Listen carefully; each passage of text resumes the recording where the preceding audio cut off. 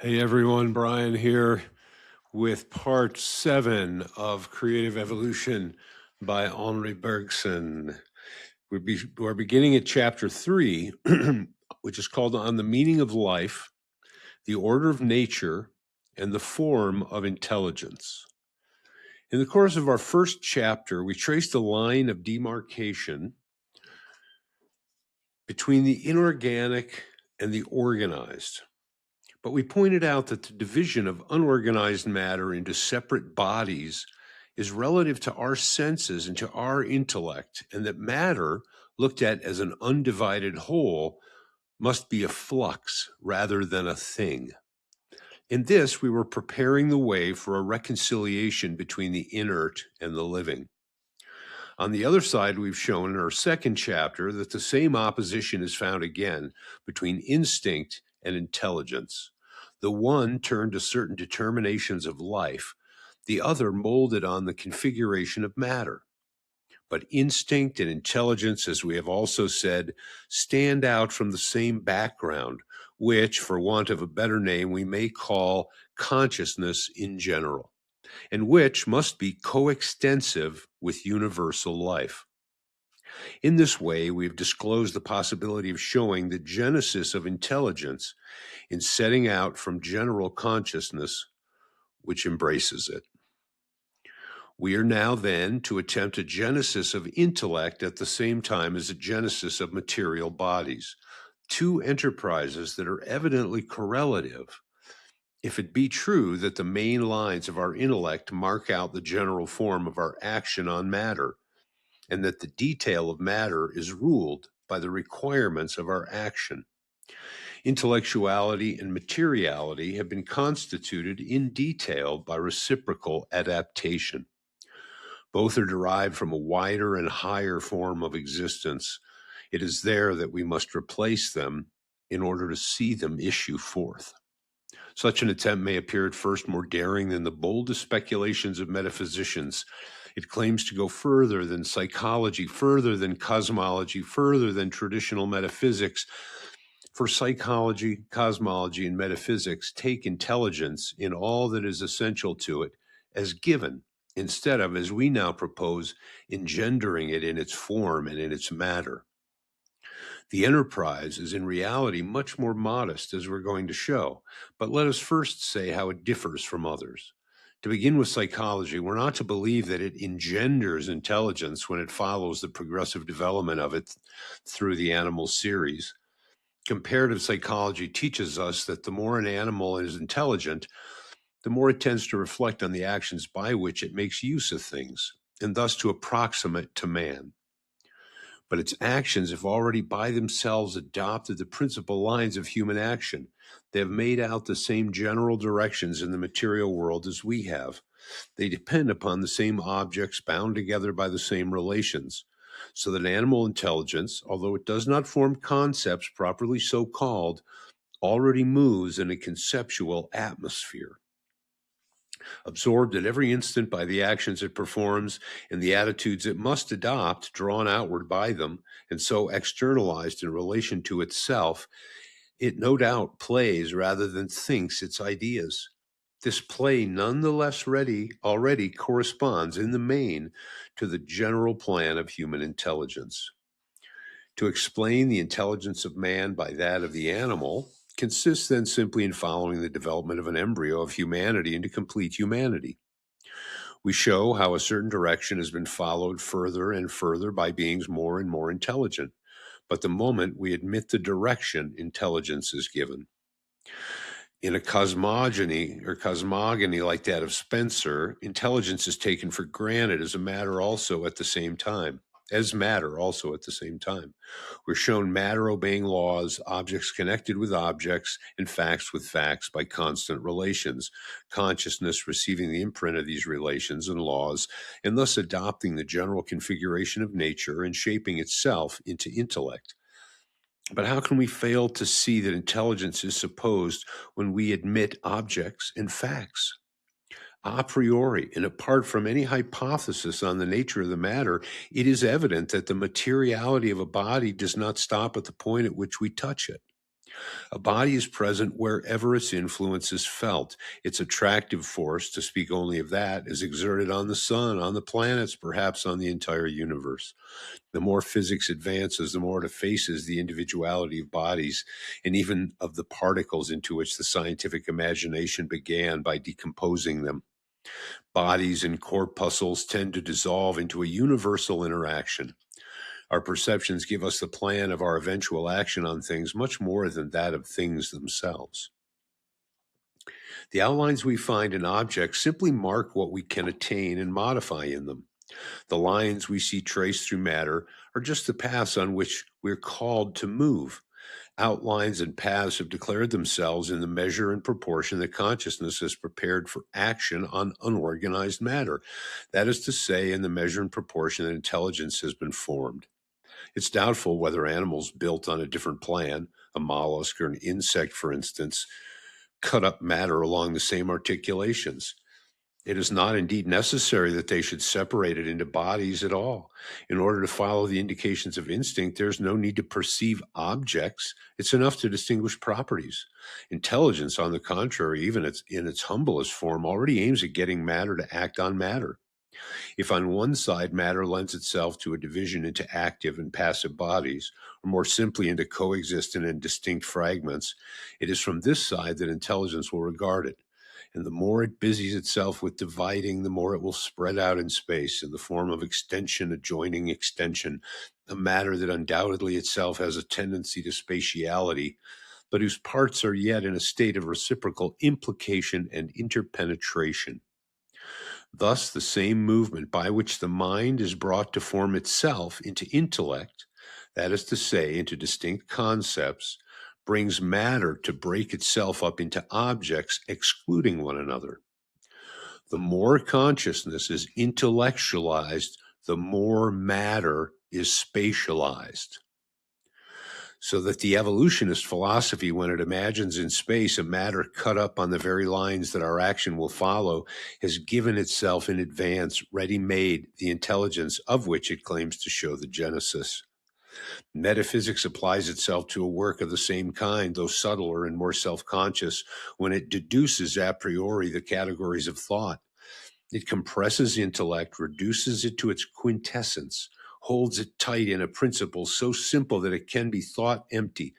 From this principle, we then draw out what we have virtually put into it.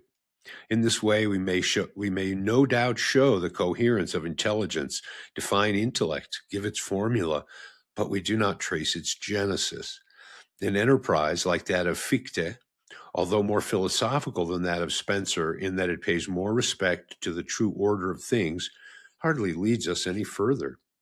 Fichte takes thought in a concentrated state and expands it into reality.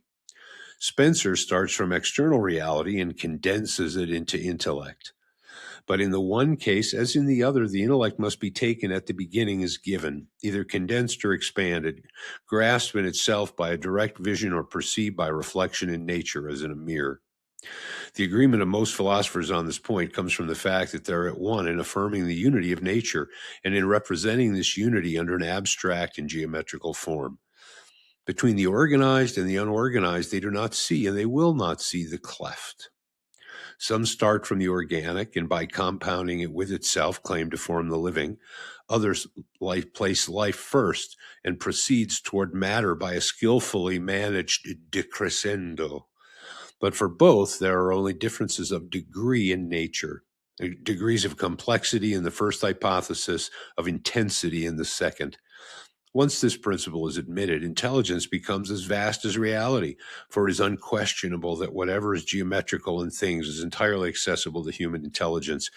And if the continuity between geometry and the rest is perfect, all the rest must indeed be equally intelligible, equally intelligent. Such is the postulate of most systems. Anyone can easily be convinced of this by comparing doctrines that seem to have no common point, no common measure, those of Fichte and Spencer, for instance, two names that we happen to have just brought together. At the root of these speculations, then, there are the two convictions, correlative and complementary, that nature is one and that the function of intellect is to embrace it in its entirety. The faculty of knowing being supposed coextensive with the whole of experience, there can no longer be any question of engendering it. It's already given, and we merely have to use it as we use our sight to take in the horizon. It's true that opinions differ as to the value of the result. For some, it is reality itself that the intellect embraces. For others, it's only a phantom. But phantom or reality, what intelligence grasps is thought to be all that can be attained. Hence the exaggerated confidence of philosophy in the powers of the individual mind, whether it is dogmatic or critical, whether it admits the relativity of our knowledge or claims to be established within the absolute. The philosophy is generally the work of a philosopher, a single and unitary vision of the whole. It is to be taken or left.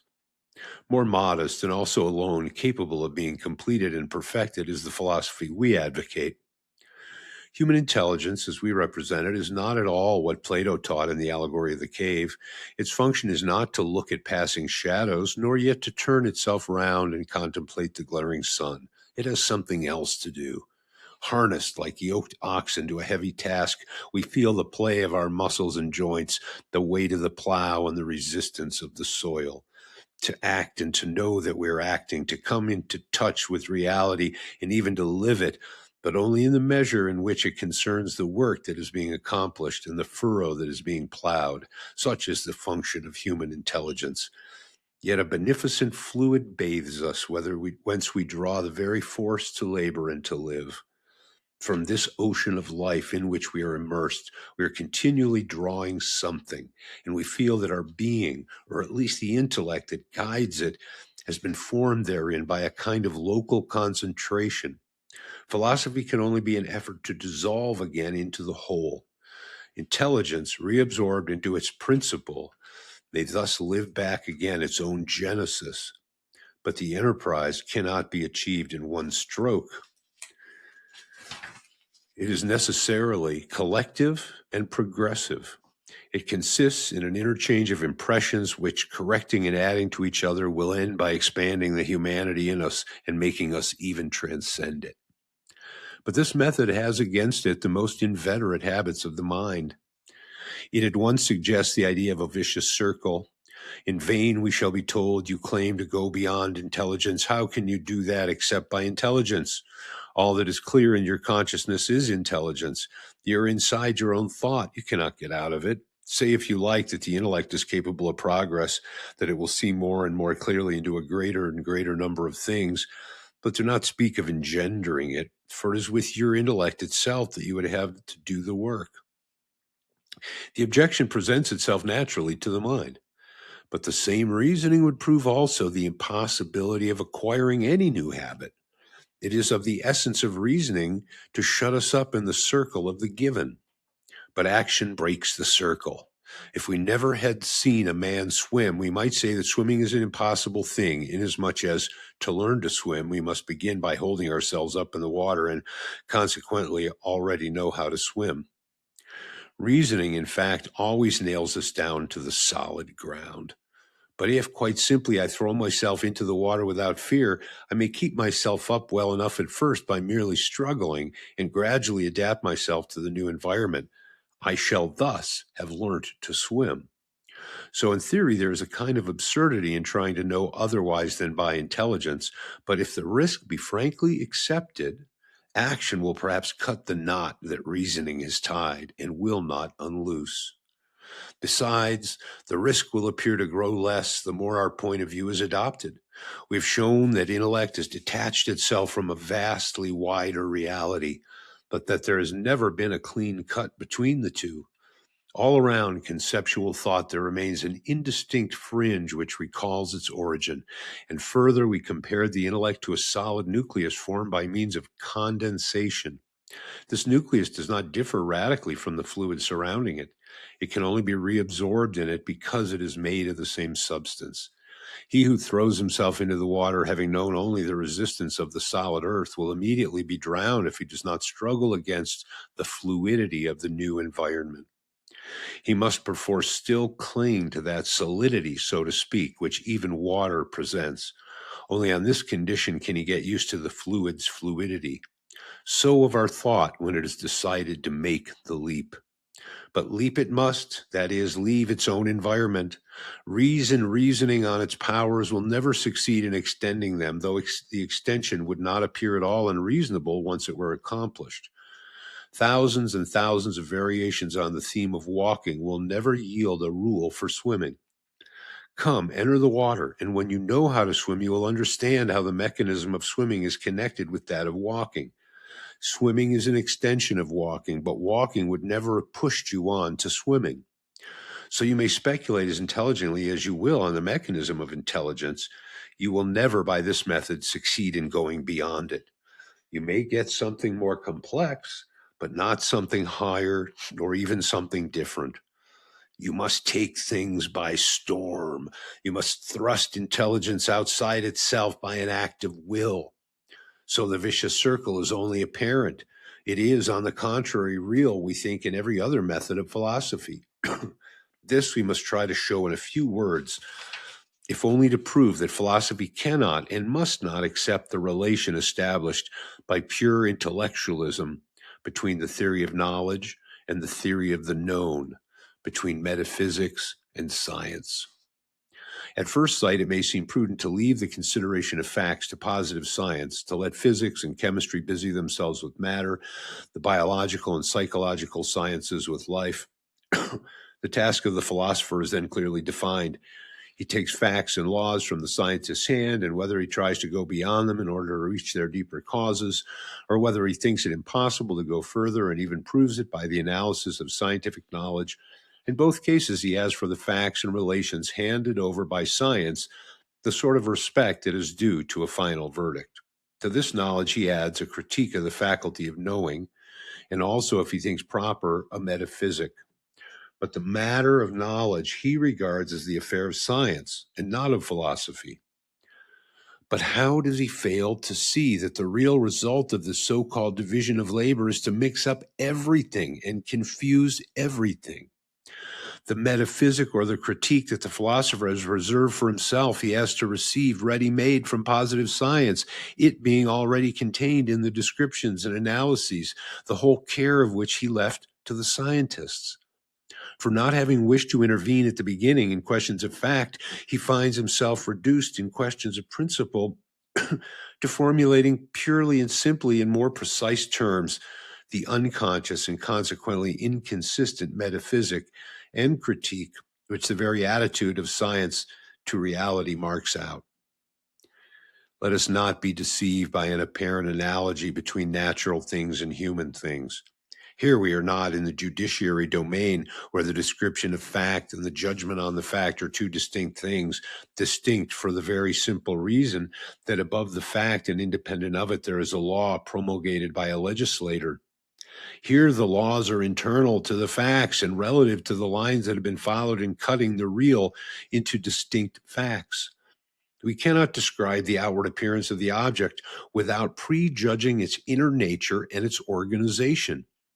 Form is no longer entirely isolable from matter, and he who has begun by reserving to philosophy questions of principle, and who has thereby tried to put philosophy above the sciences as a, quote, court of cassation, unquote, is above the courts of assizes and of appeal, will gradually come to make no more of philosophy than a registration court, charged at most with wording more precisely the sentences that are brought to it, pronounced and irrevocable. Positive science is, in fact, a work of pure intellect. Now, whether our conception of the intellect be accepted or rejected, there's one point on which everybody will agree with us, and that is that the intellect is at home in the presence of unorganized matter. This matter makes use of more and more by mechanical inventions. It makes use of more and more by mechanical inventions, and mechanical inventions become the easier to it the more it thinks matter as mechanism. The intellect bears within itself, in the form of natural logic, a latent geometrism that is set free in the measure and proportion that the intellect penetrates into the inner nature of inert matter. Intelligence is in tune with this matter, and that is why the physics and metaphysics of inert matter are so near each other. Now, when the intellect undertakes the study of life, It necessarily treats the living like the inert, applying the same forms to this new object, carrying over into this new field the same habits that have succeeded so well in the old. And it is right to do so, for only on such terms does the living offer to our action the same hold as inert matter. But the truth we thus arrive at becomes altogether relative to our faculty of action. It is no more than a symbolic verity. It cannot have the same value as the physical verity, being only an extension of physics to an object which we are a priori agreed to look at only in its external aspect. The duty of philosophy should be to intervene here actively, to examine the living without any reservation as to practical utility by freeing itself from forms and habits that are strictly intellectual. Its own special object is to speculate, that is to say, to see. Its attitude towards the living should not be that of science, which aims only at action, and which, being able to act only by means of inert matter, presents to itself the rest of reality in this single respect. What must the result be if it leave biological and psychological facts to positive science alone, as it has left, and rightly left, physical facts? It will accept a priori a mechanistic conception of all nature, a conception unreflected and even unconscious, the outcome of the material need. It will a priori accept the doctrine of the simple unity of knowledge and of the abstract unity of nature. The moment it does so, its fate is sealed. The philosopher has no longer any choice save between a metaphysical dogmatism and a metaphysical skepticism, both of which rest at bottom on the same postulate and neither of which adds anything to positive science.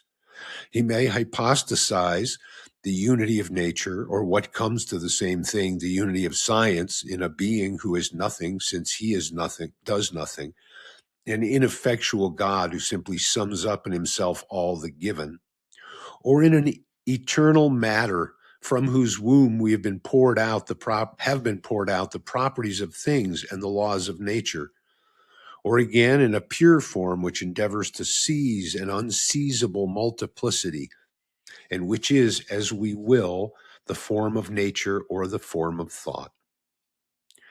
All these philosophies tell us in their different languages that science is right to treat the living as the inert, and that there's no difference of value, no distinction to be made between the results which intellect arrives at in applying its categories, whether it rests on inert matter or attacks life.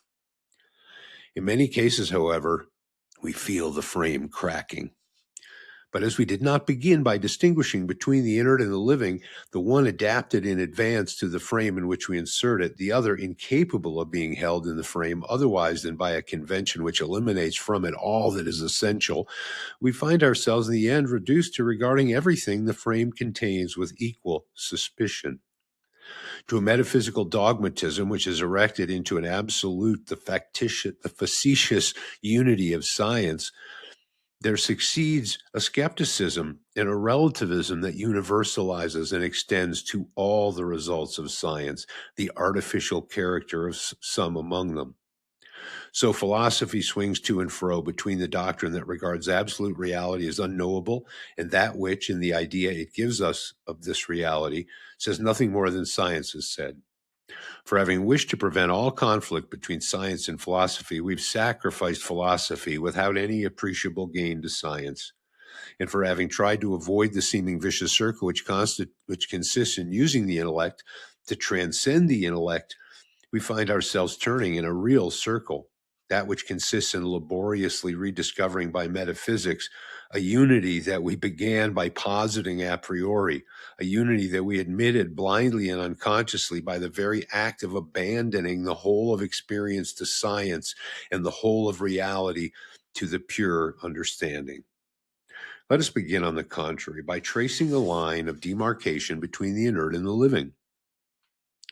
We shall find that the inert enters naturally into the frames of the intellect, but that the living is adapted to these frames only artificially, so that we must adopt a special attitude towards it and examine it with other eyes than those of positive science. Philosophy then invades the domain of experience. She busies herself with many things which hitherto have not concerned her.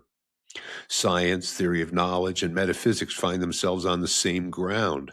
At first, there may be a certain confusion. All three may think they have lost something, but all three will profit from the meeting. Positive science indeed may pride itself on the uniform value attributed to its affirmations in the whole field of experience, but if they're placed on the same footing, they're all tainted with the same relativity. It is not so if we begin by making the distinction which in our view is forced upon us. The understanding is at home in the domain of unorganized matter. On this matter, human action is naturally exercised, and action, as we've said above, cannot be set in motion in the unreal. Thus, of physics, so long as we are considering only its general form and not the particular cutting out of matter in which it is manifested, we may say that it touches the absolute. On the contrary, it is by accident, chance, or convention as you please that science obtains a hold on the living analogous to the hold it has on matter. Here, the use of conceptual frames is no longer natural. I do not wish to say that it is not legitimate in the scientific meaning of the term. If science is to extend our action on things, and if we can act only with inert matter for instrument, science can and must continue to treat the living as it has treated the inert. But in doing so, it must be understood that the further it penetrates the depths of life, the more symbolic and the more relative to the contingencies of action the knowledge it supplies to us becomes. On this new ground, philosophy ought then to follow science.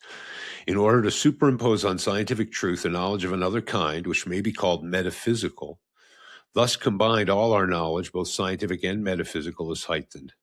In the absolute, we live and move and have our being. The knowledge we possess of it is incomplete, no doubt, but not external or relative.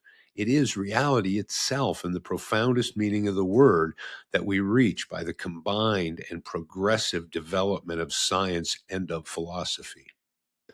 Thus, in renouncing the facetious unity which the understanding imposes on nature from outside, we shall perhaps find its true, inward, and living unity. For the effort we make to transcend the pure understanding introduces us into that more vast something out of which our understanding is cut and from which it has detached itself. And as matter is determined by intelligence, as there is between them an evident agreement, we cannot make the genesis of the one without making the genesis of the other. An identical process must have cut out matter and the intellect at the same time from a stuff that contained both. Into this reality we shall get back more and more completely in proportion as we compel ourselves to transcend pure intelligence. Let us then concentrate attention on that which we have that is at the same time the most removed from externality and the least penetrated with intellectuality. Let us seek in the depths of our experience the point where we feel ourselves most intimately within our own life. It is into pure duration that we then plunge back, a duration in which the past, always moving on, is swelling unceasingly with a present that is absolutely new. But at the same time, we feel the spring of our will strained to its utmost limit. We must, by a strong recoil of our personality on itself, gather up our past, which is slipping away, in order to thrust it compact and undivided into a present which it will create by entering. Rare indeed are the moments when we are self-possessed to this extent. It is then that our actions are truly free. And even at these moments, we do not completely possess ourselves. Our feeling of duration, I should say the actual coinciding of ourself with itself, admits of degrees. But the more the feeling is deep and the coincidence complete, the more the life in which it replaces us absorbs intellectuality by transcending it. For the natural function of the intellect is to bind like to like, and it is only facts that can be repeated that are entirely adaptable to intellectual conceptions. Now, our intellect does undoubtedly grasp the real moments of real duration after their past. We do so by reconstituting the new state of consciousness out of a series of views taken of it from the outside, each of which resembles as much as possible something already known. In this sense, we may say that the state of consciousness contains intellectuality implicitly. Yet the state of consciousness overflows the intellect. It is indeed incommensurable with the intellect, being itself indivisible and new. Now let us relax the strain. Let us interrupt the effort to crowd as much as possible of the past into the present. If the relaxation were complete, there would no longer be either memory or will, which amounts to saying that, in fact, we never do fall into this absolute passivity any more than we can make ourselves absolutely free.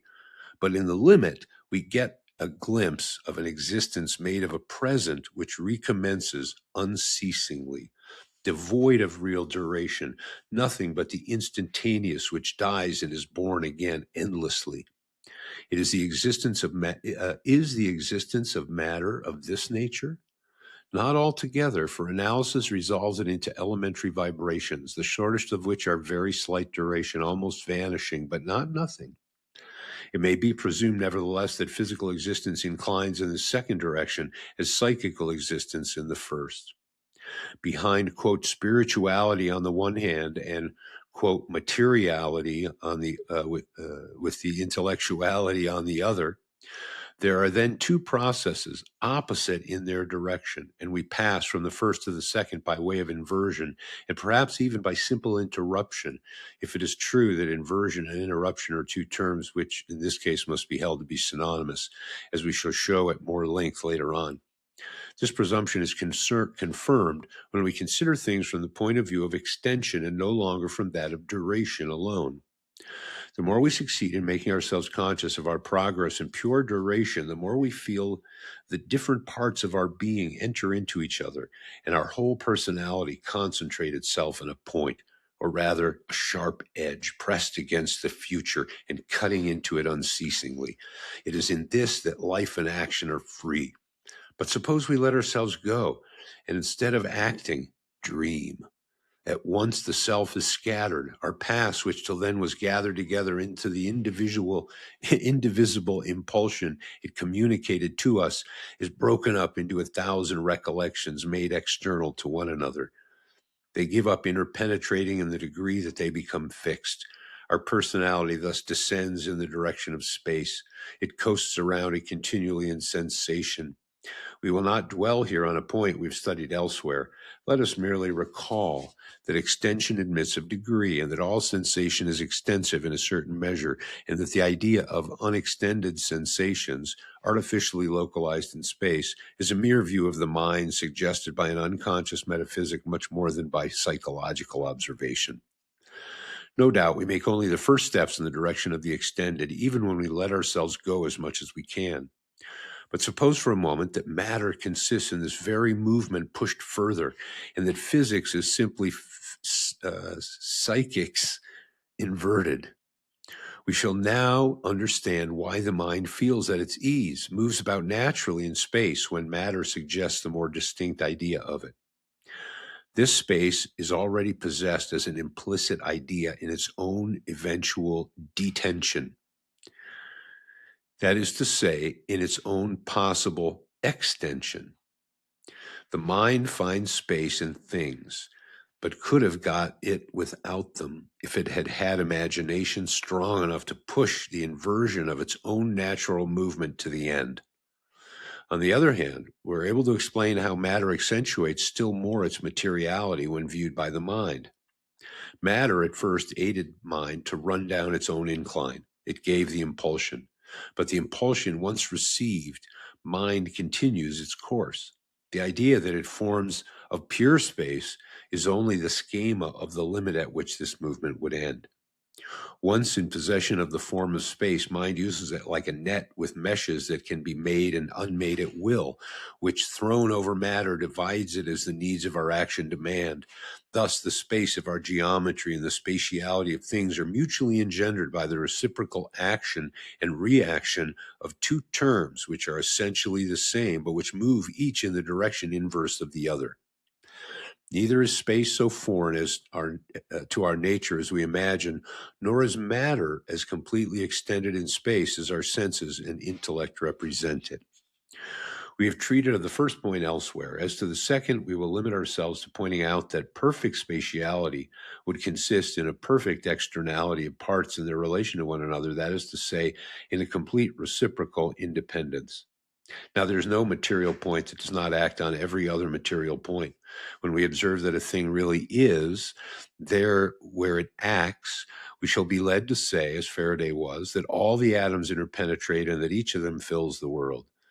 On such a hypothesis, the atom, or more generally, the material point, becomes simply a view of the mind, a view which we come to take when we continue far enough the work, wholly relative to our faculty of acting, by which we subdivide matter into bodies.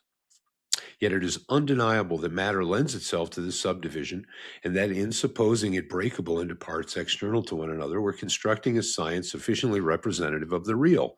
And it's undeniable that if there be no entirely isolated system, yet science finds means of cutting up the universe into systems relatively independent of each other and commits no appreciable error in doing so. What else can this mean but that matter extends itself in space without being absolutely extended therein, and that in regard to matter as decomposable into isolated systems, in attributing to it quite distinct elements which change in relation to each other without changing in themselves, parentheses, which are displaced, shall we say, without being altered. In short, in conferring on matter the properties of pure space, we're transporting ourselves to the terminal point of the movement, of which matter simply indicates the direction. What the transcendental aesthetic of Kant appears to have established once and for all is that extension is not a material attribute of the same kind as others. We cannot reason indefinitely on the notions of heat, color, or weight. In order to know the modalities of weight or of heat, we must have recourse to experience. Not so of the notion of space.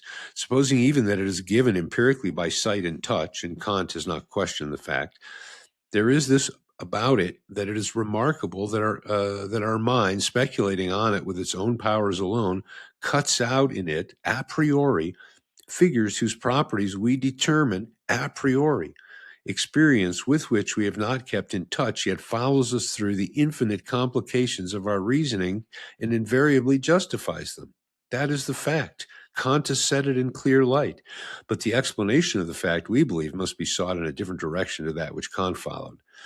Intelligence, as Kant represents it to us, is bathed in an atmosphere of spatiality to which it is as inseparably united as the living body to the air it breathes.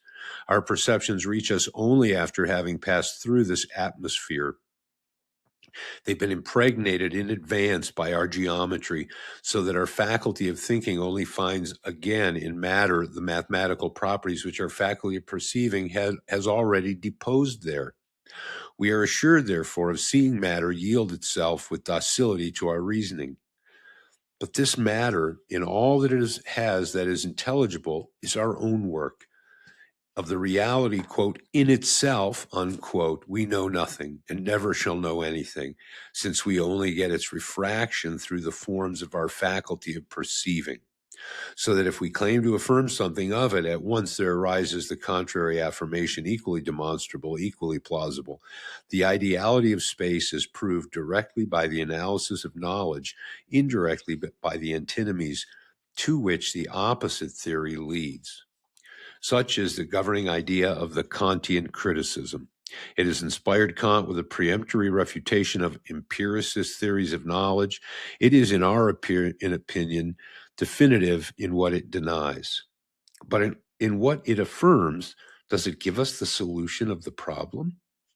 With Kant, space is given as a ready-made form of our perceptive faculty, a veritable deus ex machina, of which we see neither how it arises nor why it is what it is rather than anything else.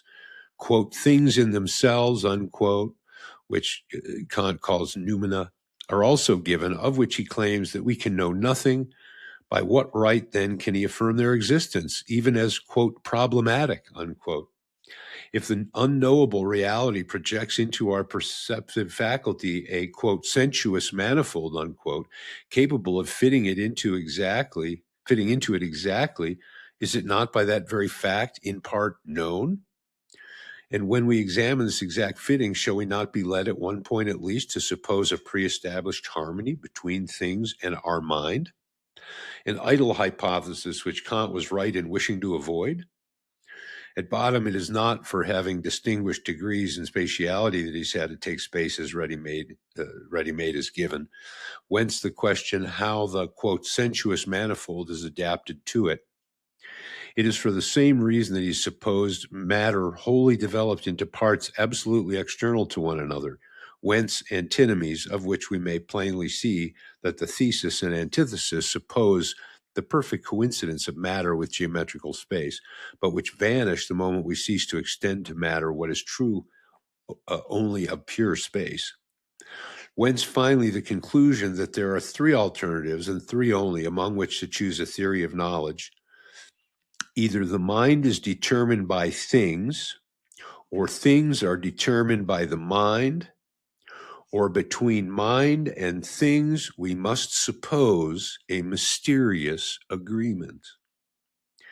But if the truth is that there is a fourth, which does not seem to have occurred to Kant in the first place, because he did not think that the mind overflowed the intellect, and in the second place, and this is at the bottom, the same thing, because he did not attribute to duration an absolute existence, having put time a priori on the same plane as space. This alternative consists, first of all, in regarding the intellect as a special function of the mind, essentially turned towards inert matter. Then in saying that neither does matter determine the form of the intellect, nor does the intellect impose its form on matter, nor have matter and intellect been regulated in regard to one another by we know not what pre-established harmony, but that intellect and matter have progressively adapted themselves one to the other in order to attain at last a common form.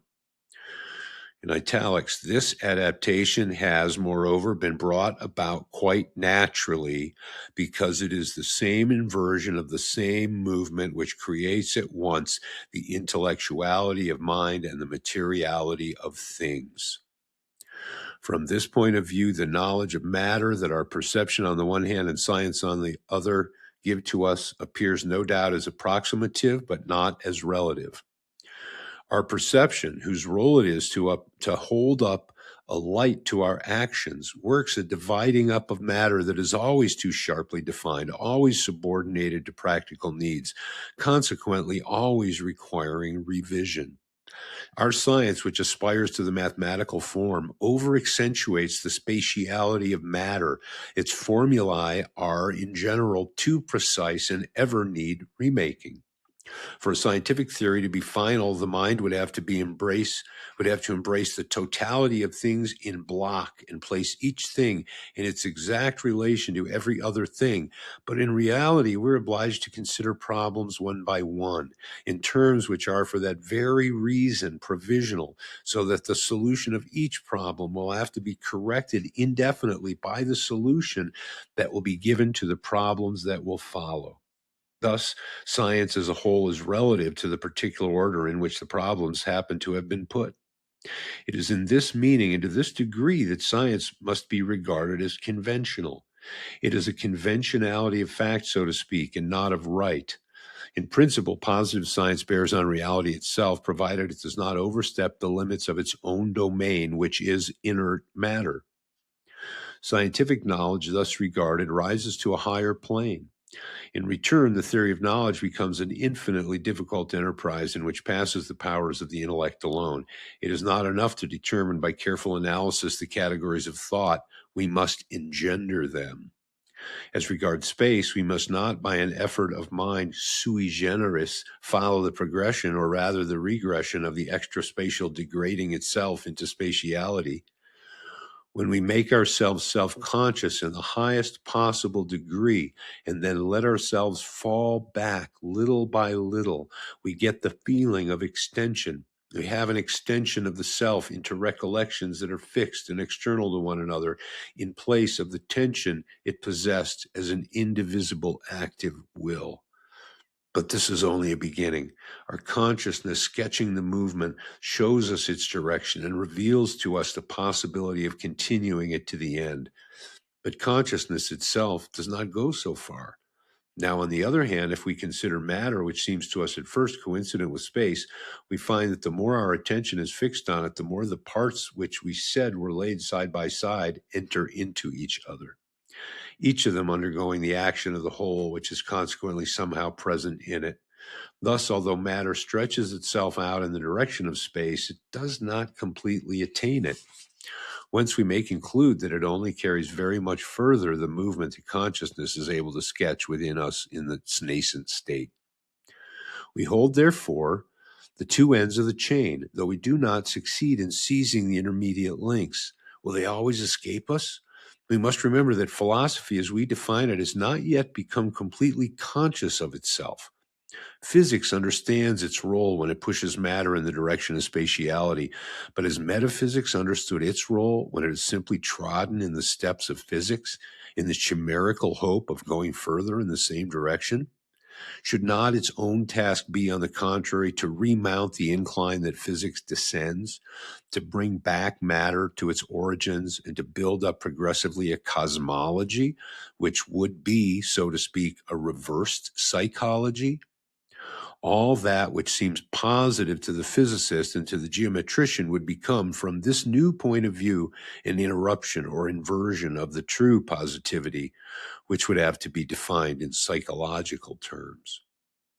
When we consider the admirable order of mathematics, the perfect agreement of the objects it deals with, the eminent logic in numbers and figures, our certainty of always getting the same conclusion, however diverse and complex our reasonings on the same subject, we hesitate to see in properties apparently so positive a system of negations the absence rather than the presence of a true reality. But we must not forget that our intellect, which finds this order and wonders at it, is directed at the same line of movement that leads to the materiality and spatiality of its objects.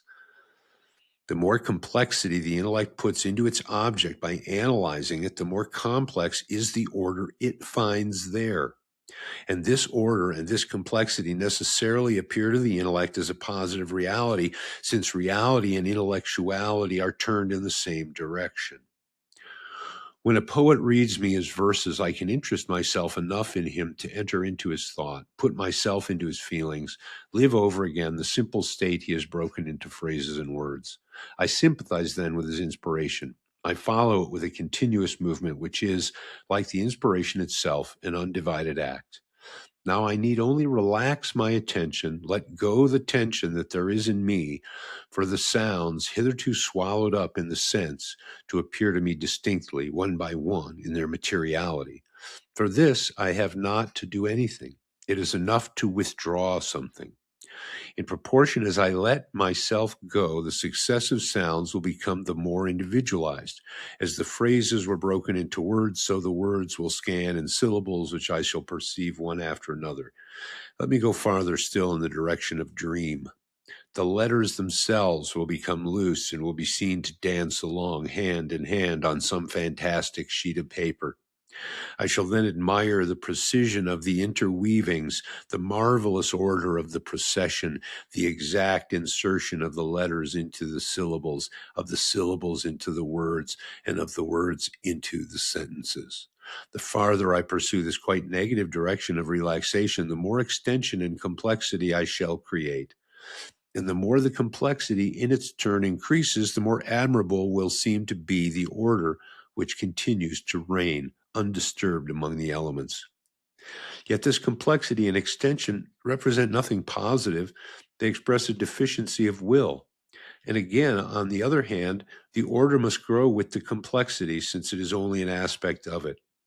The more we perceive symbolically parts in an indivisible whole, the more the number of the relations of the parts have between themselves necessarily increases, since the same undividedness of the real whole continues to hover over the growing multiplicity of the symbolic elements into which the scattering of the attention has decomposed it. A comparison of this kind will enable us to understand in some measure how the same suppression of positive reality, the same inversion of a certain original movement, can create at once extension in space and the admirable order which mathematics finds there. There is, of course, this difference between the two cases, that words and letters have been invented by a positive effort of humanity, while space arises automatically as the remainder of a subtraction arises once the two numbers are posited. But in the one case as in the other, the infinite complexity of the parts and their perfect coordination among themselves are created at one and the same time by an inversion, which is at bottom an interruption, that is to say, a diminution of positive reality. All the operations of our intellect tend to geometry as to the goal where they find their perfect fulfillment. And then he's got a note here.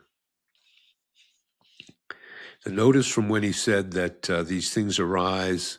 There is, of course, this difference between the two cases, that words and letters have been invented by a positive effort, while space arises automatically, like the remainder of subtraction arises when the two numbers are posited. And he says, as the footnote, our comparison does no more than develop the content of the term logos as Plotinus understands it. For while the logos of this philosopher is a generating and informing power, an aspect or a fragment of the psyche, which is like soul, on the other hand, Plotinus sometimes speaks of it as of a discourse. More generally, the relation that we establish in the present chapter between extension and detension resembles in some aspects that which Plotinus supposes, some developments of which must have inspired this other writer, when he makes extension not indeed an inversion of original being, but an enfeeblement of its essence, one of the last stages of the procession. And then he makes reference to the work by Plotinus. Yet ancient philosophy did not see what consequences would result from this for mathematics, for Plotinus, like Plato, erected mathematical essences into absolute realities. Above all, it suffered itself to be deceived by the purely superficial analogy of duration with extension.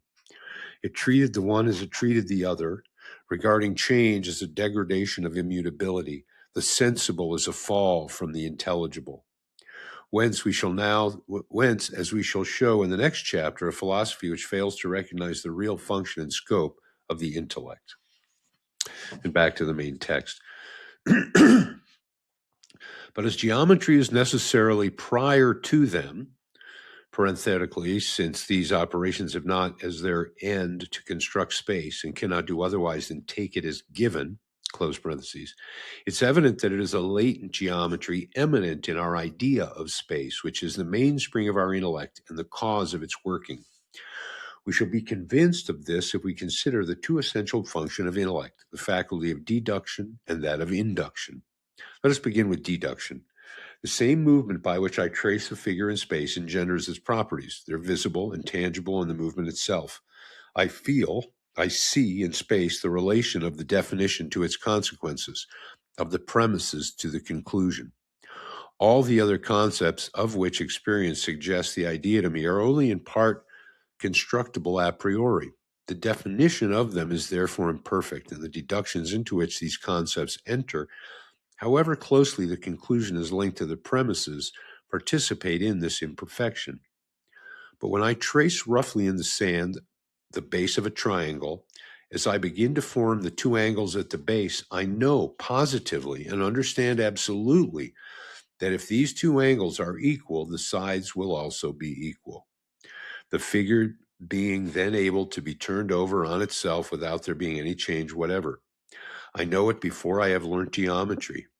Thus, prior to the science of geometry, there is a natural geometry whose clearness and evidence surpasses the clearness and evidence of other deductions. Now, these other deductions bear on qualities and not on magnitudes purely. They are then likely to have been formed on the model of the first and to borrow their force from the fact that behind quality, we see magnitude vaguely showing through.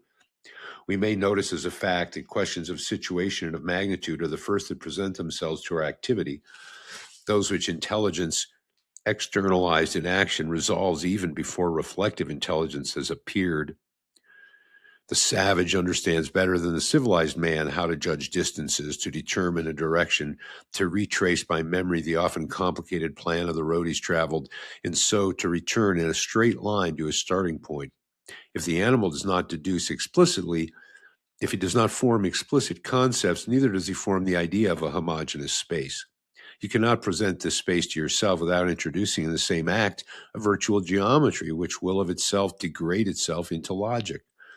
All the repugnance that philosophers manifest towards this manner of regarding things comes from this, that the logical work of the intellect represents to their eyes a positive spiritual effort. But if we understand by spirituality a progress to ever new creations, to conclusions incommensurable with the premises and indeterminable by relation to them, we must say of an idea that moves among relations of necessary determination through premises which contain their conclusion in advance, that it follows the inverse direction, that of materiality.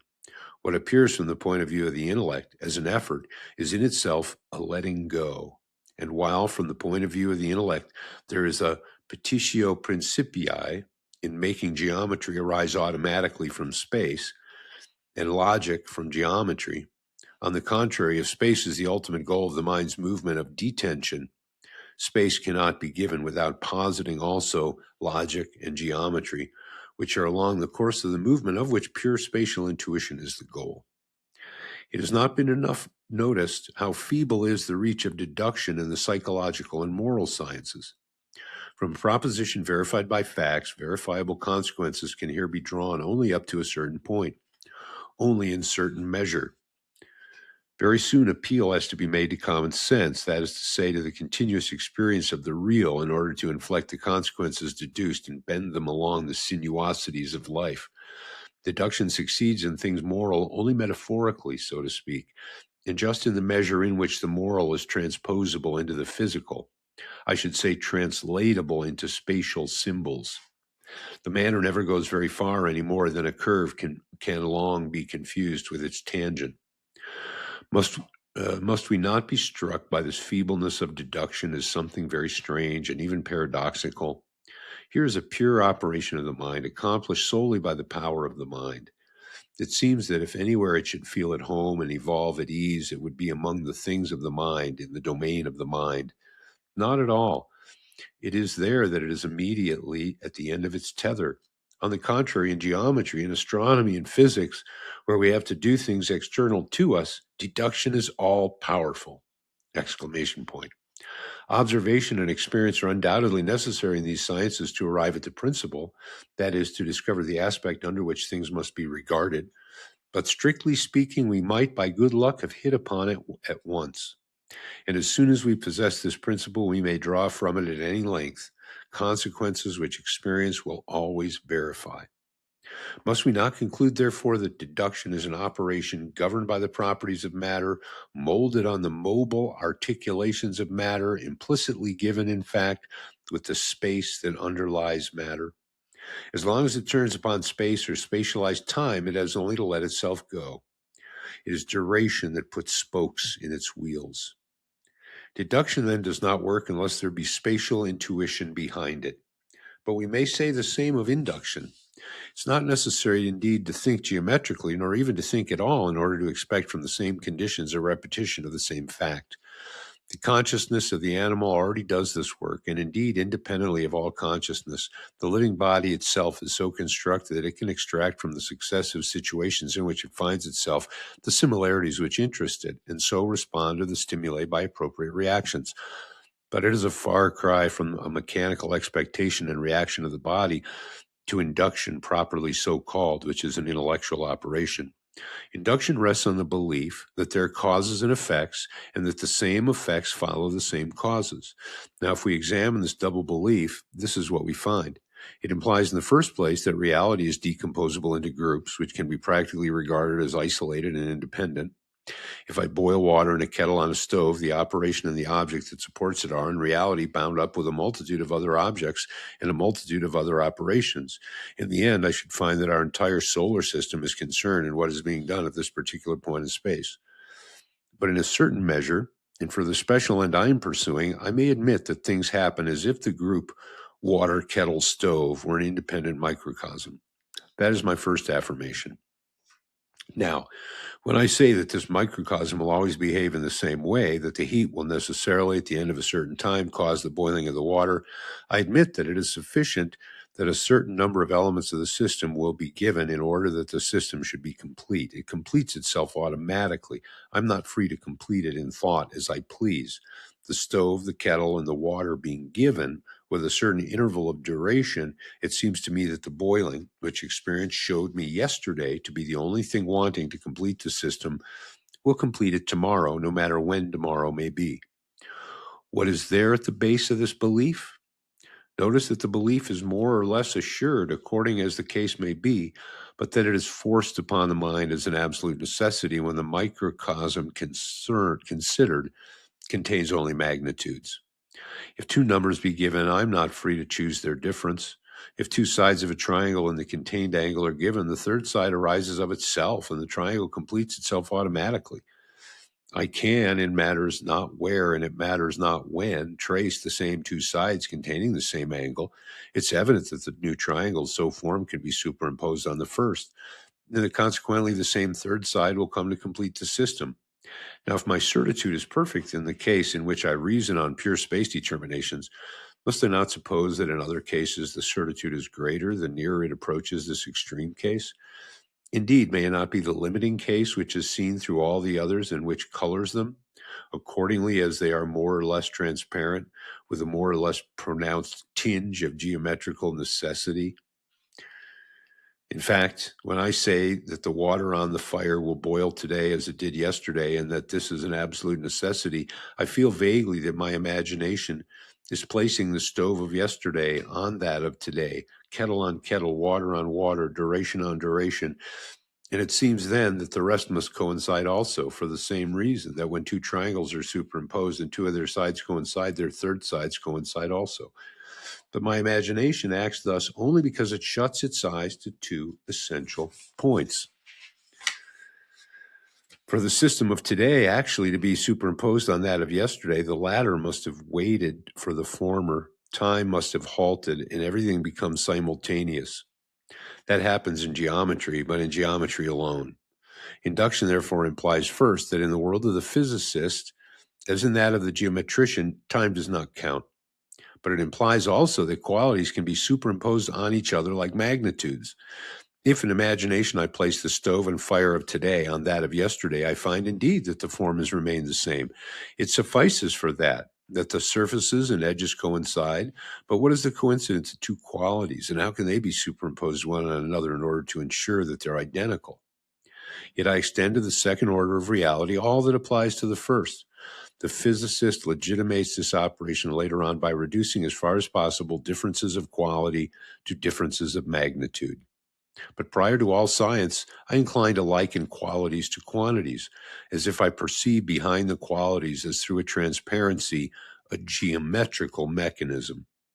The more complete this transparency, the more it seems to me that in the same conditions there must be a repetition of the same fact. Our inductions are certain to our eyes in the exact degree in which we make qualitative differences melt into the homogeneity of the space which subtends them. So that geometry is the ideal limit of our inductions as well as of our deductions. The movement at the end of which is spatiality lays down along its course the faculty of induction as well as that of deduction. In fact, intellectuality entire. It creates them in the mind, but it creates also in things the order which our induction, aided by deduction, finds there. This order on which our action leans and in which our intellect recognizes itself seems to us marvelous.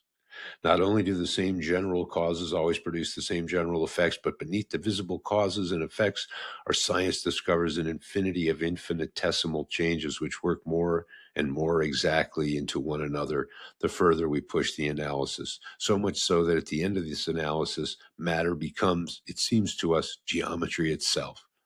Certainly the intellect is right in admiring here the growing order in the growing complexity. Both the one and the other must have a positive reality for it, since it looks upon itself as positive. But things change their aspect when we consider the whole of reality as an undivided advance forward to successive creation. It seems to us, then, that the complexity of the material elements and the mathematical order that binds them together must arise automatically when within the whole a partial interruption or inversion is produced. Moreover, as the intellect itself is cut out of mind by a process of the same kind, it's attuned to this order and complexity and admires them because it recognizes itself in them. But what is admirable in itself, what really deserves to provoke wonder, is the ever renewed creation which reality, whole and undivided, accomplishes in advancing. For no complication of the mathematical order with itself, however elaborate we may suppose it, can introduce an atom of novelty into the world. Whereas this power of creation, once given, parentheses, and it exists, for we are conscious of it in ourselves, at least when we act freely, close parentheses, has only to be diverted from itself, to relax its tension, only to relax its tension, to extend, only to extend for the mathematical order of the elements so distinguished and the inflexible determinism connecting them to manifest the interruption of the creative act. In fact, inflexible determinism and mathematical order are one with this very interruption. It is this merely negative tendency that the particular laws of the physical world express. None of them taken separately has objective reality. Each is the work of an investigator who has regarded things from a certain bias, isolated certain variables, applied certain conventional units of measurement. And yet there is an order approximately mathematical immanent in matter, an objective order which our science approaches in proportion to its progress. For if matter is a relaxation of the extensive into the extensive, and thereby of liberty into necessity, it does not indeed wholly coincide with pure homogeneous space, yet is constituted by the movement which leads to space, and is therefore on the way to geometry. It's true that laws of mathematical form will never apply to it completely. For that, it would have to be pure space and step out of duration.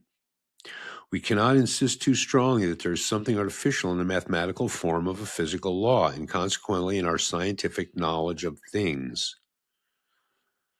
Our standards of measurement are conventional and, so to say, foreign to the intentions of nature. Can we suppose that nature has related all the modalities of heat to the expansion of the same mass of mercury, or to the change of pressure to the same mass of air kept at a constant volume?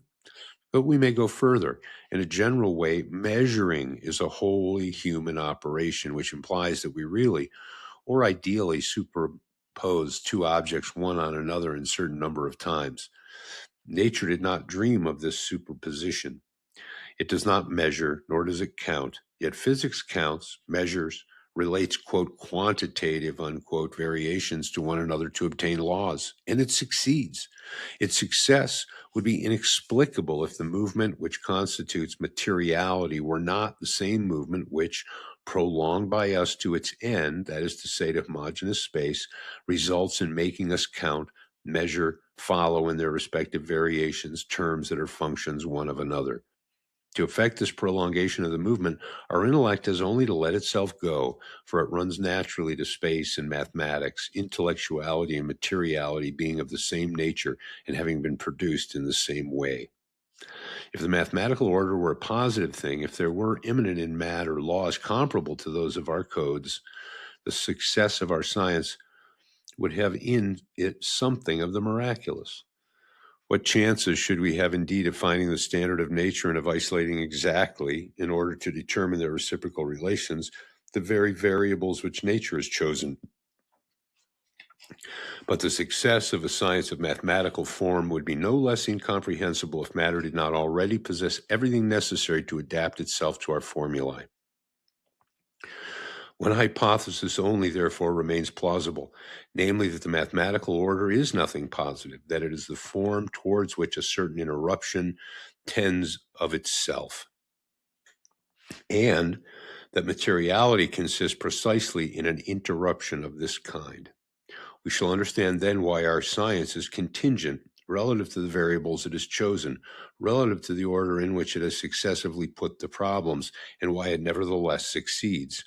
It might have been as a whole altogether different and yet have succeeded. This is so just because there is no definite system of mathematical laws at the base of nature, and because mathematics in general represents simply the side to which matter inclines. Put one of those little cork dolls with leaden feet in any posture, lay it on its back, turn it up on its head, throw it into the air. It will always stand itself up again automatically. So likewise with matter. We can take it by any end and handle it in any way, and it always falls back into some one of our mathematical formulae because it is weighted with geometry. And that is to the top of page 220, which we will call an end for today, and to part 7. And we will see you next week for part 8.